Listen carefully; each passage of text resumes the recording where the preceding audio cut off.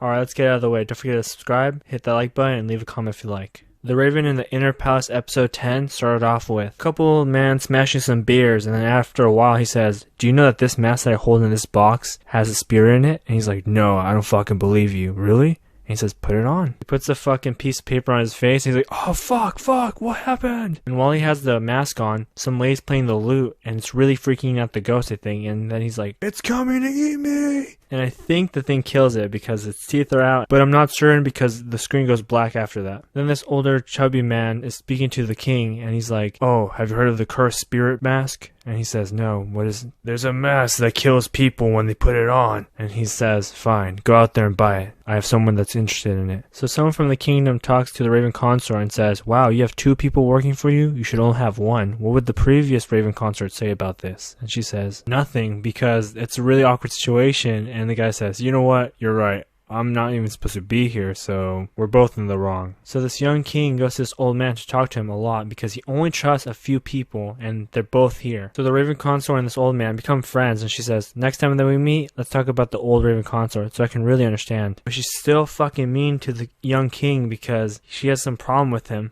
But I gotta admit, she's become a lot nicer than in the beginning. I think she's starting to like him more. So as usual, the king tricks her and gives her bread at first, and she's like, "Wow, I love bread." But then hits her with the actual thing they want to tell her. "Hey, there's a mask that kills people. Can you take a look at it?" And she says, "We don't need to look at that shit anymore because there's already a lot of ghosts where I'm living, and we don't need any more of that." And you can see in his face that he's very disappointed. She says, "You know what? I won't be able to sleep at night knowing that I didn't help this person." So the king says, "I've already tried the mask, and the guy doesn't seem to be talking to me or anything like that. I specifically want to kill the men that were traveling." And they also figure out that a lute was playing at the time, and that is what makes the ghost mad. So they try to get the woman who was playing the lute at the time, but she already left. So they're just gonna go and find a really ancient lute instead. And a really interesting thing is, I think she's starting to really like friends because 1, making the king stay longer in her palace, and 2, she has a whole room of friends now. She's got her best lady, she's got her best man, she's got the lady who works for her, she has this little boy who keeps feeding the chicken. This little boy doesn't lie or anything. He says, "Hey, there's a guy who thinks you're a monster because he saw you do this one thing this one time." She says, "Wow, you're actually right. I do remember that." And she feels really bad about it because she thought she's grown from that, but I guess she hasn't. Well, fuck, right? So they find someone who could play the lute, and he's like, "I'm ready to play this thing."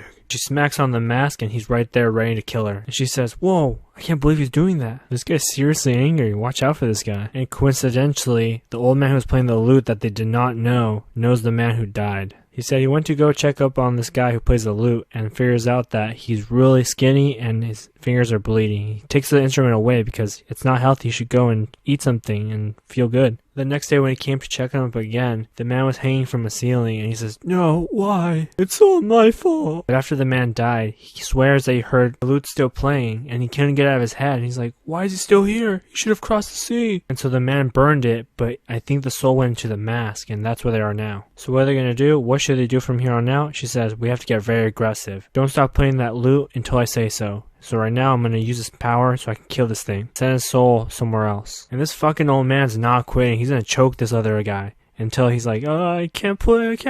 And then he goes away. And after all that is settled, the Raven consort grabs the mask and grabs a really expensive old fucking lute. Says, "I'm gonna go burn this shit because this is dangerous." After she burns the millions of dollars, the king says, "You've changed a lot. You help more people than you actually think. If other people just knew that you're this nice, they wouldn't treat you really badly." The 3 men take the Raven consort back to her palace, and they're walking the forest, and some of them don't trust each other. But then one of the guys are like, "Do you smell that? It smells like blood. What is that?" And they start running towards a bush, and you won't believe it. It's kind of like Danganronpa. The whole body's in blood, and they're like, "What the hell?" Alright, the question of the day is, why do you think the Raven consort doesn't seem to like people? Alright, that's the end of the video. Peace.